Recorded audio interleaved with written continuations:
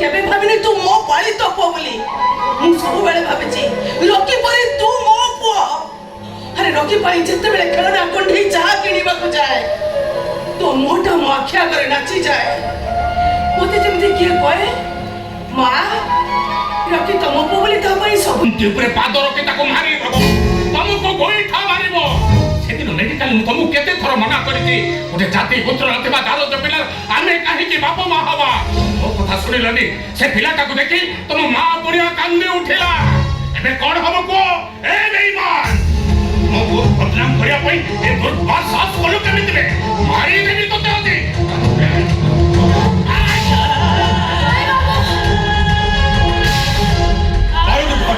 ଏ କୁକୁରଟାକୁ ଆହୁରି ମାରନ୍ତୁ ଡଟ୍ ମାରନ୍ତୁ। ଏମିତି ଗୋଟେ ସୁଯୋଗ ଅପେକ୍ଷା କରିଥିଲି ଚୌଦିନ।